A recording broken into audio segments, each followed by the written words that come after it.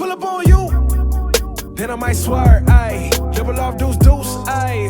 That just might work, ayy. When I pull up on you, then I might swear, ayy. Double off deuce, ayy. That just might work, ayy. That just might work. Welcome back to another episode of the Michel Matters podcast. I'm Jacques Michel. And I'm Jackie Michel. Welcome back. Hey, guys. Episode 99.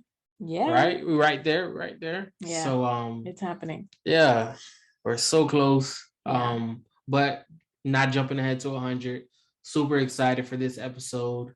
It's an extension, or I guess another episode of our Big Leap series. Mm-hmm. And I think it's going to be a good one. I think so too. And it's kind of like, we've never had this person on our podcast before. Yeah. So it's kind of introing episode 100, where we're going to be talking about what's next, because he's kind of involved. Yeah. So I think this is good. A good introduction. Yeah. Aside from that, it is holiday season. Yeah. Yeah, it's been a good time off from work. Getting to catch up on like sleep. Been kind of super lazy, but still trying to be a little productive with things like the podcast and just helping out around the house and stuff. Yeah. But yeah, I think that's enough catching up. Yeah. Definitely ready for you guys to hear this. Hope you like it and would love to get your feedback. So yeah, on to the Michel Matter. Let's go. Today's podcast is brought to you by Audible. I have personally enjoyed audiobooks as I go about my day-to-day activities, and Audible has over 180,000 titles to choose from. You can listen on all your devices. To download your free audiobook today, go to audibletrial.com/Michel Matters. Again, that's audibletrial.com/Michel Matters for your free audiobook. All right, so for this episode's Michel Matter, it's gonna be a very Michel Matter. We keeping it all in the family today. Today we're going to discuss the big leap with none other than my brother, like my real brother. And my real brother. Nicholas, aka Eddy Rock. Hey, so what's up, man? What's up, bro? How you doing? What's up, Jackie? How are you? So we've been doing a series called The Big Leap, and we've been discussing people making we've been focusing on big career leaps. And you are a good example of someone who transitioned from just doing a 9-to-5 to 2 jobs to going full-time entrepreneur. So I guess real quick, just run the people through your work history and how you ended up where you are. Well, just the work history, like what you've been doing and how you transitioned from your 9-to-5 to entrepreneur. Yeah, pretty much I started off working at radio stations, doing media for entertainment places. It's called Curious Southwest Florida out here. It's kind of like a complex kind of thing. Mm-hmm. And then I transitioned from that into working at a news station. So I was working in news for a little bit. I got offered a job to host a radio station, but it was kind of like a whole thing where I wasn't going to get paid enough. So I was like, nah, scratch that. I'll just use my my college degree and work in news. And I was doing that for a minute, man. You know what I'm saying? The story's kind of been told of me. I was working from 2 a.m. to 12:30. And I was doing that for a while. And the whole time I've always been in love with making music. That's been the thing since I was a kid. And I pretty much got a job at a recording studio, and I started working in both of those. So it'd be 2 a.m. to 12:30 at the news station, 12:30 to maybe, or not 12, more like 1 to midnight. I was available to work at the studio, sometimes even until 2 o'clock. There was days where I would go straight from the studio, back to work, back to the studio, back to work. I did that a lot. And then about 3 years into that, I just cut out the news station, and it's just been music for this last year. Okay. How did you find out about the studio position? Was that just through networking, or you were actively looking for something else?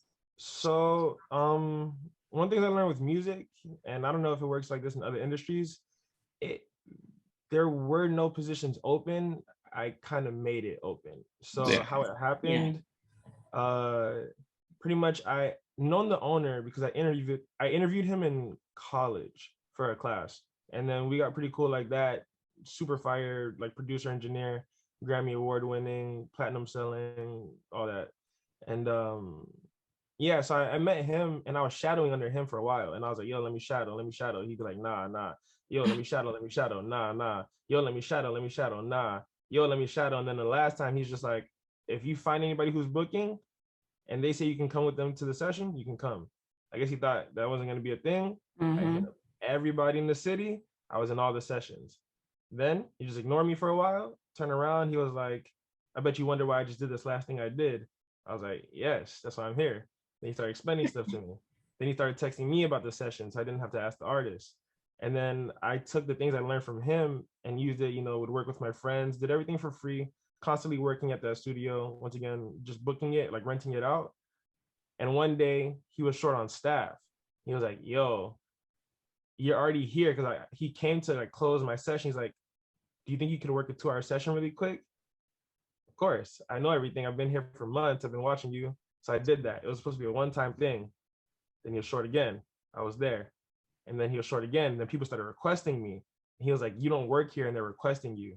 And I was like, what's up? So I kept doing it. And then I was like, can I get a key so you don't have to keep opening the door for me? Then I got the key. Then I was like, yo, can I get on the schedule since I have the key and I keep getting requested? And he put me on the schedule. And it was never one of those things where they were excited to do it. But Yeah. I made the position where it did not exist prior. Gotcha. Yeah. So, all right, you've been doing this like a year now, right?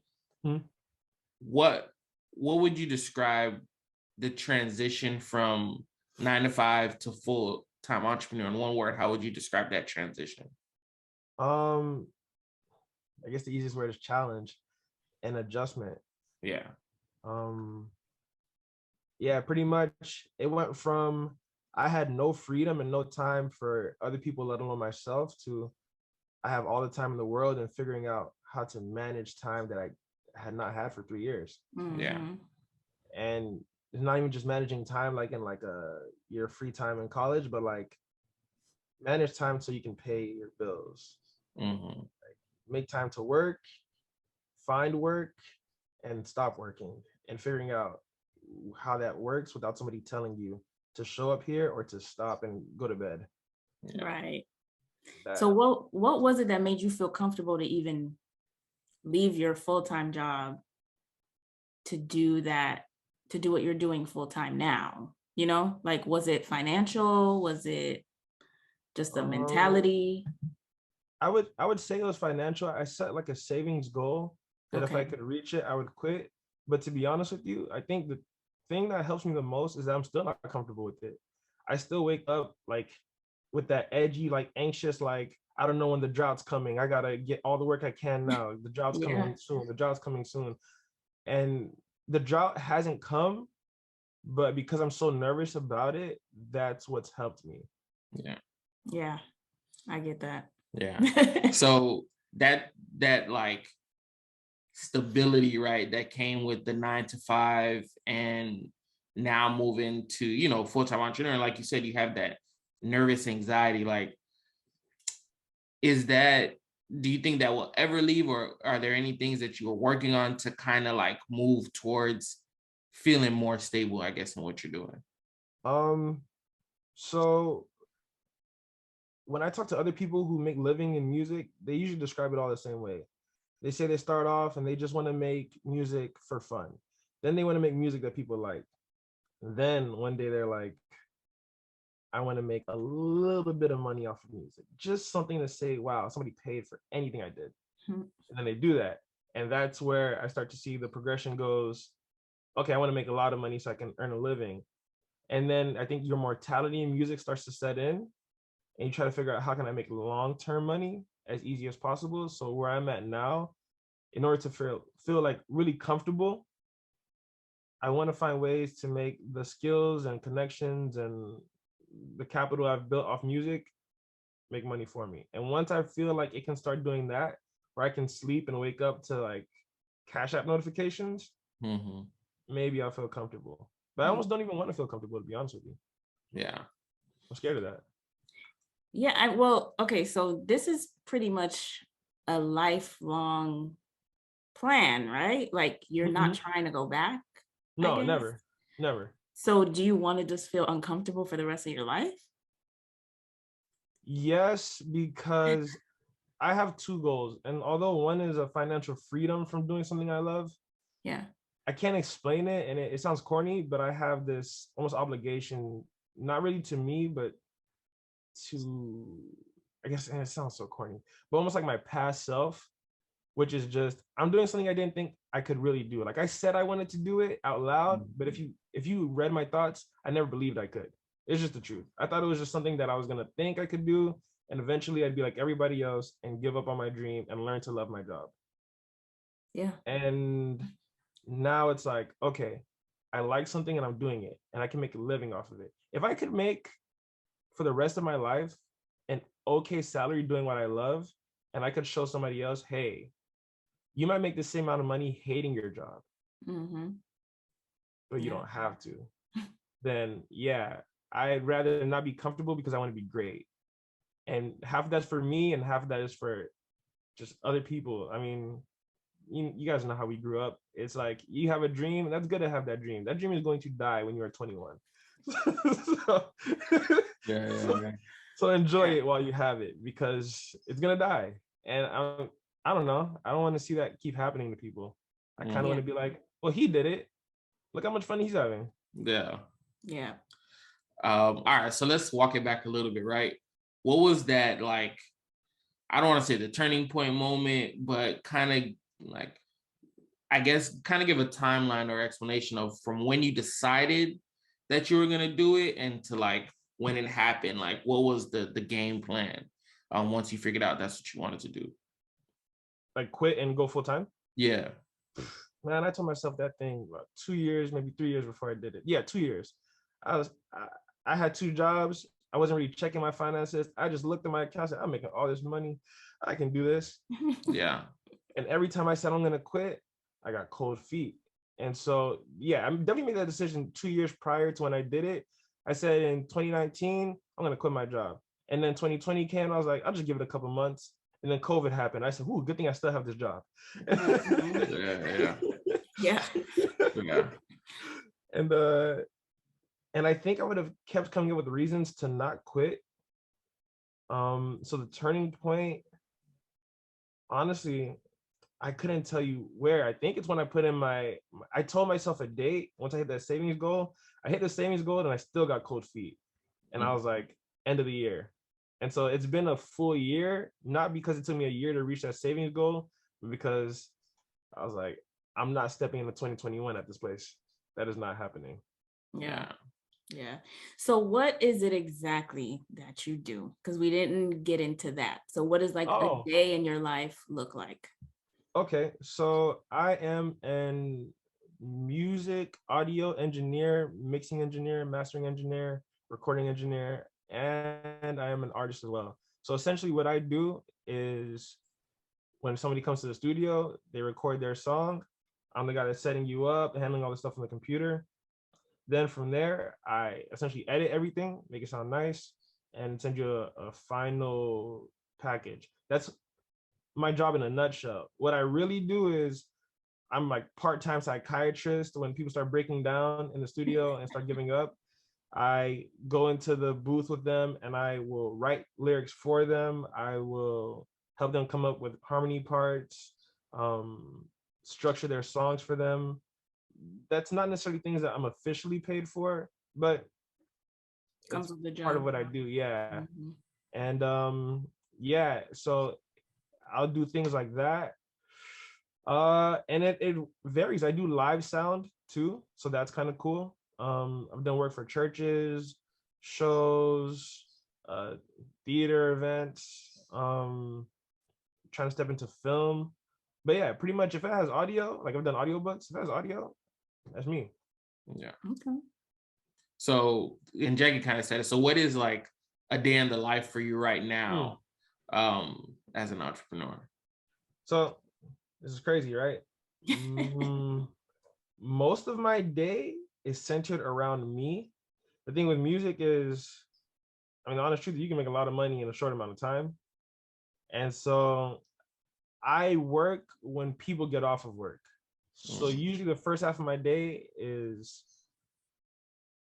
it's a blast. I'll be honest with you. It's a blast. Yeah. It's entrepreneur life is great. I know I said it's challenging. I love it. So I mean, it's what, Thursday at 10:30, and I have time for this, and my boss, I have no boss. So Yeah. So yeah, my days I wake up, try to hit the gym, play basketball with my friends, catch up on all the things in life that I couldn't do before. I don't really start working until honestly about 1 p.m. I handle a lot of like flat rate projects that I do in, individually contracted at my house. And then kind of close to like 5 or 6 clients start rolling in to record. And yeah, we just lock out. If you catch a client on their day off, like for example, today I'm 1 to 10:30 recording people. But then tomorrow it could be doing a couple like mixes by myself, at my own leisure, not recording anybody till 7. And then Saturday, I could be recording from 9 a.m. to 7:30. My day has no real set structure. I have a very large, that's the other thing about being an entrepreneur. My hours are very wide because, once again, I'm not comfortable. So you trying to book, you can book from 9 a.m. to 8 p.m. Like, what's up? Like, we can do it. That's because I want the money. So I have no real set day in the life, but that's a 2022 goal. Yeah. So how do you like mix in days off, vacation? Like how does that work for you? Yeah. So that's the scary part for me. Like I was scared to take a day off. And that was kind of like a Band-Aid thing where I didn't have a day off for 3 years. I worked every day as much as I could. And then one day I closed my eyes and I was like, what if I took Sundays off? And I survived. Yeah. I was like, oh, that's cool. And then I was like, what if I took Mondays off from recording? And that was cool. I was like, oh, wow, I don't have to work on somebody's schedule on Mondays either. And I can just handle projects that maybe have been like, backloaded from the week prior, a couple of days. So Mondays, I work at my own leisure and it's like self-care and all that stuff. Sundays, I don't think about music. If you text me about music, you will get ignored. Do not talk to me about music. That's my true day off. Vacation's scary, man. I wish I had PTO. I'm not gonna lie to you. Like, if you ever see my face on a vacation, it just looks sick. It just looks sick. Like Why? Because that uncomfortable feeling, that's when it's not cool to say stuff like I'm always uncomfortable. Because I'm just like, so you're trying to get in on the 13th? I won't be back till the 17th. Oh, you're not free on the 17th. Yeah. You start doing pocket watching yourself on all the money you missed out on, and you're just like, rent's coming. And so I'm not good with vacation, but I'm good with days off. I'm gonna learn to be good with vacation. Yeah. So that brings up a good point. Like, how do you kind of shut yourself down, right? Like, because I deal with the same thing. My mind can just keep racing about, okay, I got to do this project. Like, you have to know when to stop, right? I guess. So, and when to start, because things are due. So how do you maneuver through that? Like, how do you give yourself a deadline? I'm really bad at that. I just got this software called Notion, which honestly, last maybe month and a half changed my life. I don't know if you're familiar with it. It pretty much, you can organize your whole life on this thing. It's an open template, so you customize it to however you work, whatever your workflow is. I met a producer out here who uses it for production. He set up his Notion where he has all his beats tagged by speed and mood and instruments and people he's worked with and everything. And I set mine up as almost like a pre-shift meeting for myself. So my Notion has all the projects I have for that day. It has a task manager, like to-do list thing on, say I've stopped yesterday, where to pick up, and seeing everything laid out in front of me honestly reminds me of like work at the news station, where I knew exactly what I was doing that day and I had my whole thing mapped out. And it makes me work faster and I hit my deadlines better because I'm trying to start working by 11 now. I'm trying to set those boundaries of, hey, at 11, get all your work done before that because you're going to sleep no matter what. And I kind of before was, I'll work till 3 in the morning to get it done. I don't care. And I always do that. And then you stop feeling like a person. Like I miss the structure. So I'm trying to get back to that. Yeah. But yeah, I'll work till 3 a.m. I have no problem going crazy like that. I used to be like that. But then, you know, your brother would be like, you probably should get some sleep. And not just because of him, but also just for myself, you know? Yeah. Like at some point it's like, okay, yeah, I can't even just do this for you. Like I have to do this. Yeah. Yeah. If I want to still be able to work. So yeah. It's one of the things like that I think is helpful with quote unquote 9 to 5 is the structure of it. I don't think structure is always bad when it comes to like your time specifically. If you know you have, all right, I have a time to do this, I have a time to do that, and it doesn't blend, because that's the thing with entrepreneurs, a lot of time your times blend into each other where it's like, I'm not working, but I'm still kind of working. Like it's one of those things like when you work a structured, 9 to 5 job, when I clock out at 5, that's it. Like it's over.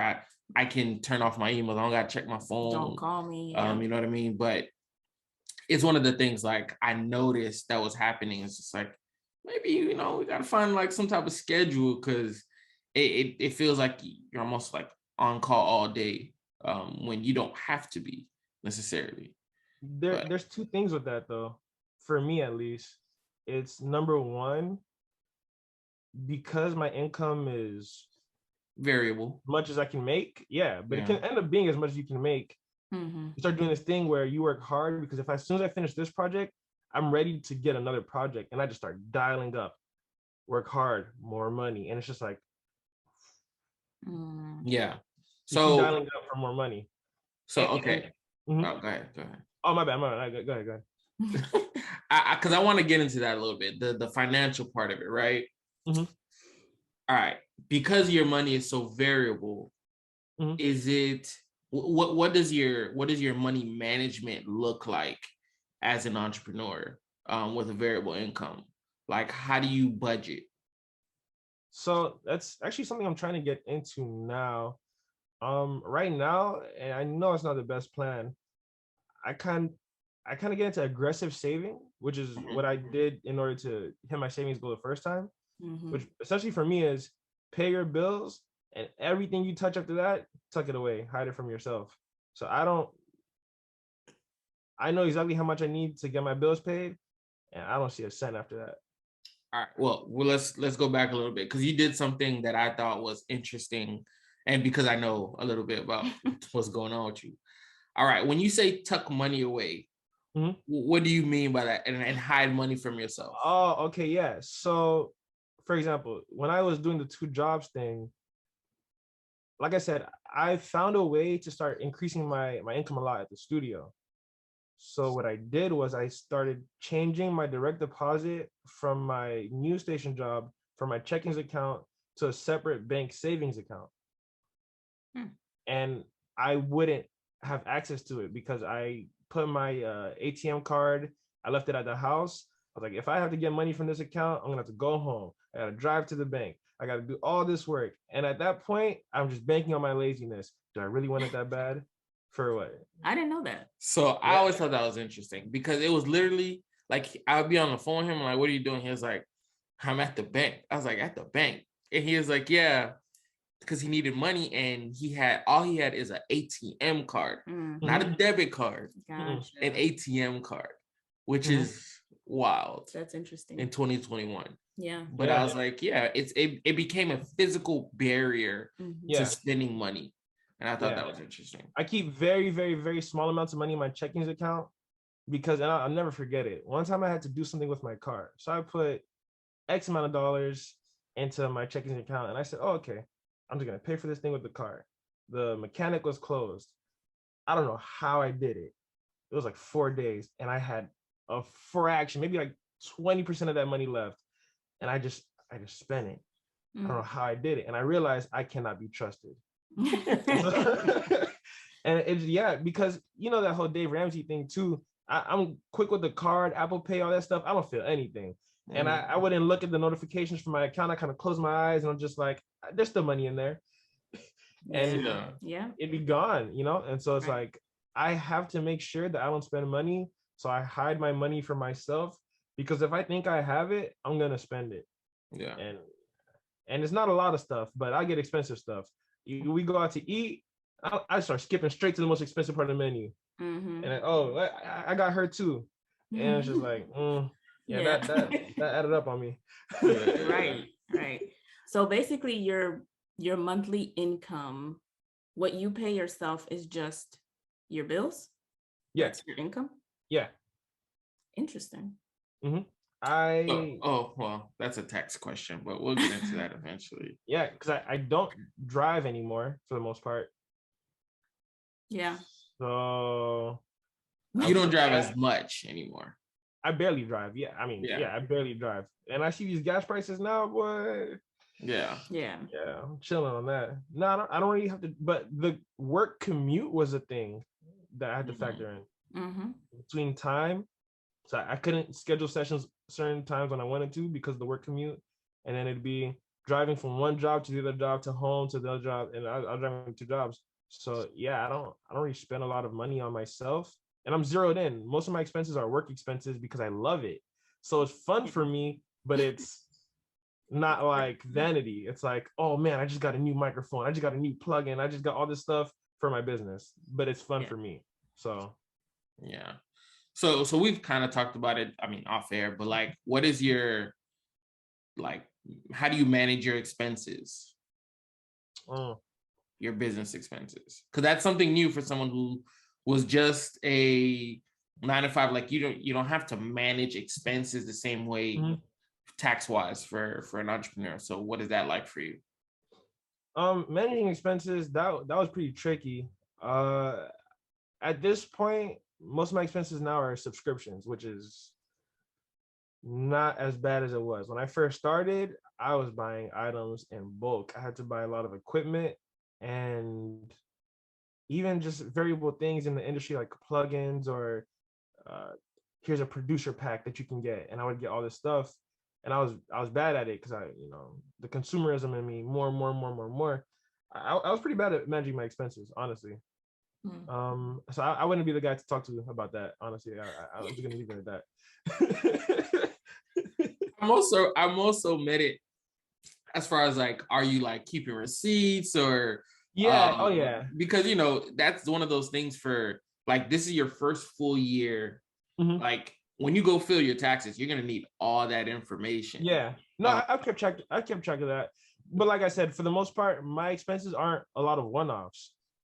I've had the same expenses, but your biggest ones are. That's true.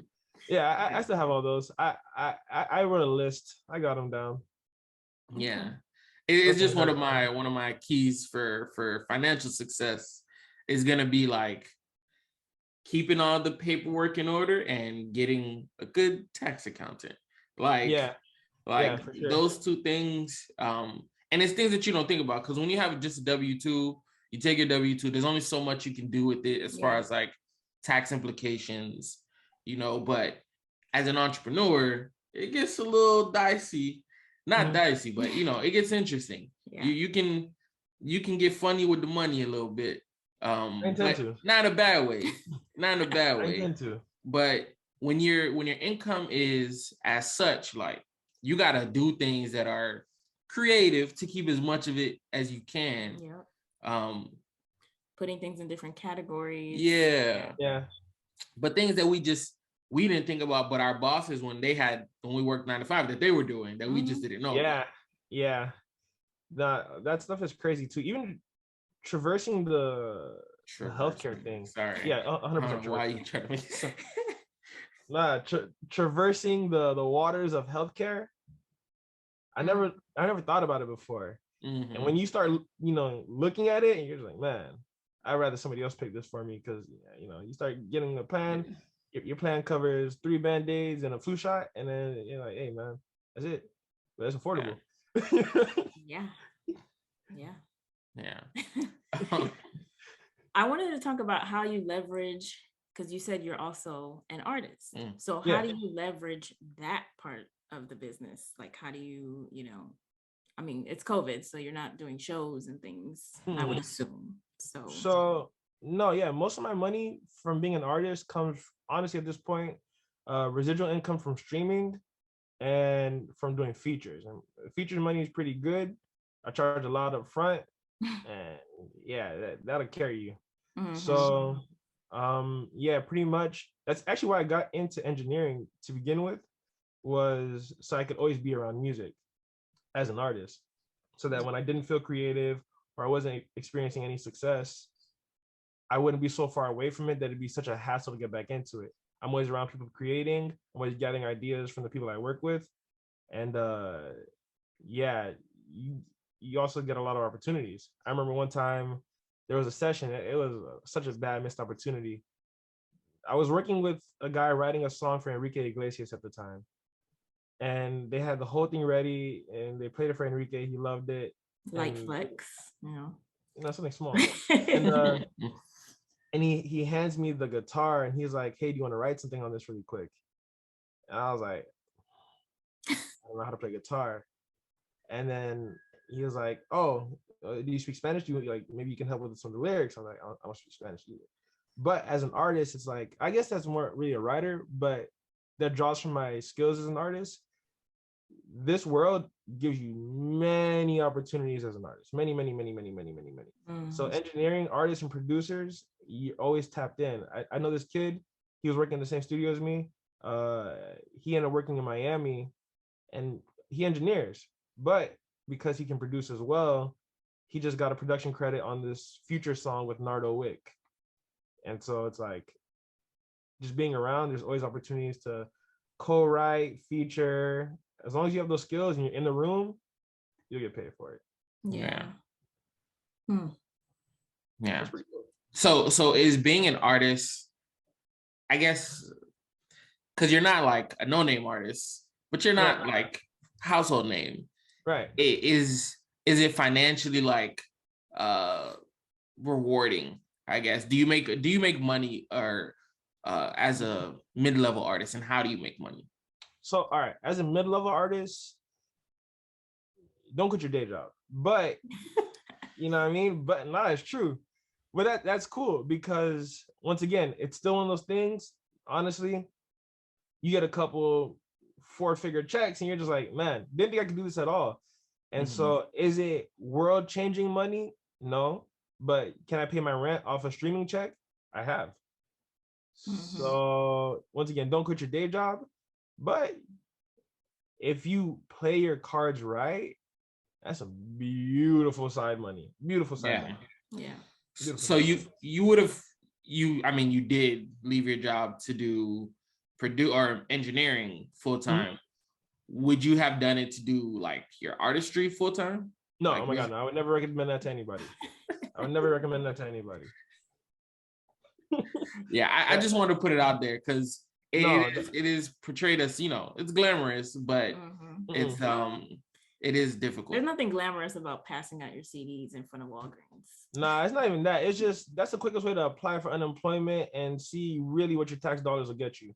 Nah, it because the thing is too, it's the money is slow and the name of the game is other people's money. So people look at artists like Russ, and we don't talk about essentially the connections that you have to make large scale money.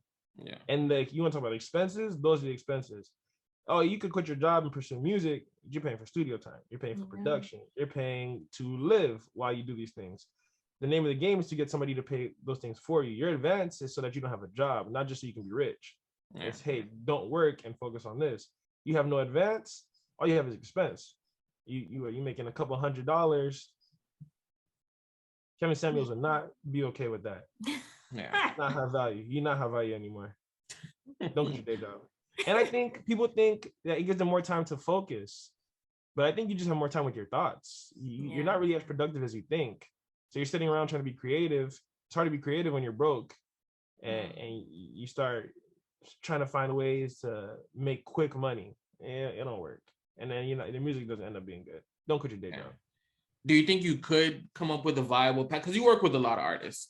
Yeah. Do you think you could come up with a path for someone like, okay, if you do X, Y, Z, you could be successful at being an artist full time? Oh, 100%. Oh, it's very doable. That's the other thing too. So yeah, I mean, once again, there are a lot of things that I had to see in order to realize that they could be accomplished. You know, you see when your friends get 100,000 streams, like that sounds astronomical. How do you do that? You hang around them long enough, you start gaining that knowledge, that experience, and those skills, you get 100,000 streams. You start seeing dudes get signed, you start seeing the patterns, you're like, oh, okay, yeah, that's doable. It's not impossible. Some of the patterns I've noticed for artists that get signed, if you're trying to do it without risking going to jail, I would suggest live at home. I would suggest stay at home or find a way to not pay rent. Find a way. You gotta be careful how you word that. I get it. You gotta sleep on some couches. Yeah, that's the biggest one. Because it's the combination of the hours you work. It's not to say you shouldn't quit. Yeah, I definitely wouldn't quit your job.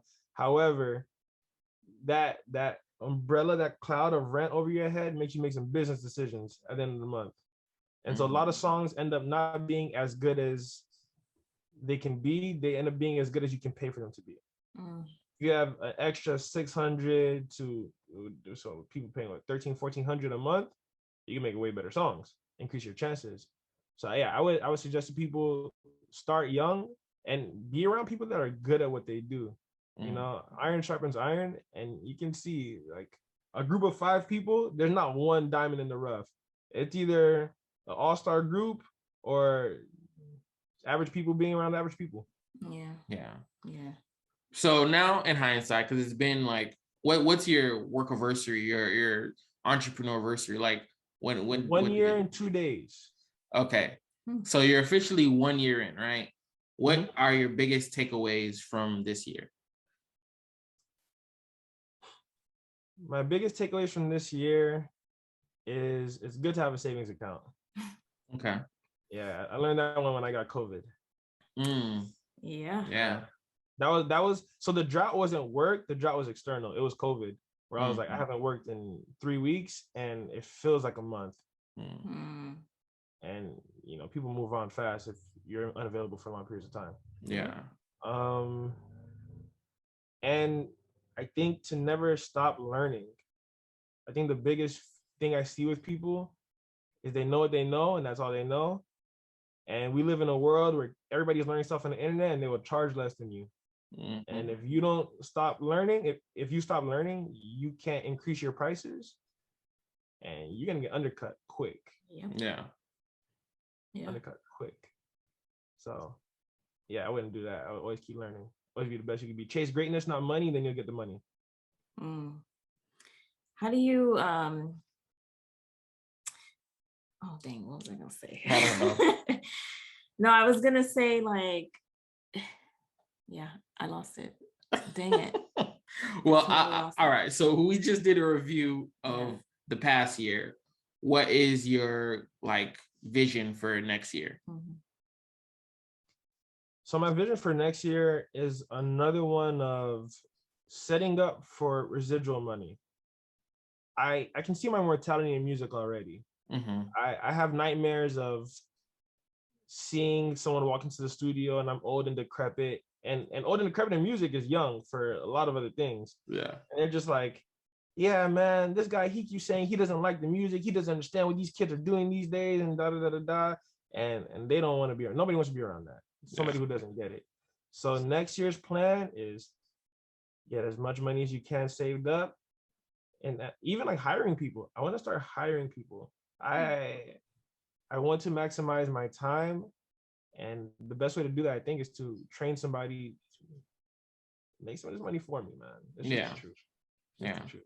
Okay, I got it back. How do you set your prices? Is this like standard industry prices for recording, or like how does that work? Yeah, so pretty much I look at the market that I'm in and I just go a little higher. The idea being is that, oh, that sounds unreasonable, but I'm trying to bank on the luxury pricing model of when people put on those Gucci slides, it's not because the sandals look good, it's because it's a flex. This is $300 on my feet. I'm trying to set a model that you just look at the price and like, oh, he's good. Yeah. He costs more than these guys. He got to be good, or he's just disrespectful. So whatever everybody else charges, plus a little bit more, just so that people know. Okay. Which means you're setting the tone for who you want to work with then. Exactly. Come correct.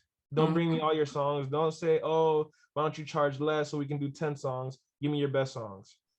Give me that one good one. I don't want 10 okay ones. Right.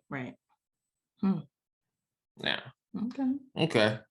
I think that's all I got. Yeah, this is good. Yeah. Because this is an industry I know nothing about. I know it's, creatively it's similar. Like some positions I kind of had to just keep knocking on the same door and be like, hey, I'm still here. Give me that job or whatever. Yeah. So I get that part. But just you making a living off of this is pretty cool to me. Yeah. Especially in Florida. Oh yeah. That's not what we're known for. It's cool too. Well, so I also have some plans. We've been talking about an LA trip. I was supposed to go, that was another turning point too. I was supposed to go to LA early 2020. We had to put the trip planned out, but COVID kind of messed that up. But yeah, no, it's definitely doable. And it's just tricky because music changes a lot. And so you can't be setting your ways of the music you love. It's always, which is all right. So I guess this is personal, so it sucks for the listeners. But like when I get on our niece London, it's because in my head it's like I can't afford to keep listening to 90s music. So I'll always be the one that's like, yo, let's play some new stuff. And everybody's like, no, let's play some old stuff. And I was like, I cannot do that. If I spend my days listening to 90s music, I am done. I'm out of there. Yeah. So yeah, I can't afford to have nostalgic listening periods to music. I need to constantly update my Rolodex with new music. Rolodex. Hey, you're getting old already. It's a Rolodex. Hey man, it's true. Yeah, that's real. All right, so let's end on this. This was great. I felt, personally invested because I've been having these conversations with you for years now. And to see you 1 year in and knowing the leap that you took, this was a big leap. Proud of you. And thank you. I would say just leave the people with, if there's anyone out there who's thinking about taking that big leap, just a tip or two that you think would do them good as they move that way. Okay, so if you're thinking about making that leap, especially into something like music, what I would say is get a little portable speaker. Find as many YouTube playlists of tutorials as you can. You take that speaker with you to the shower, you put it under your pillow at night, and you get your AirPods going or your headphones at work, and just listen, learn. You can build those skills within 6 months to be a professional. Within a year, you can build up the clientele to quit. Okay. Education. Keep learning. Good. Appreciate it. Yeah. All right. Appreciate you, bro. Thank you.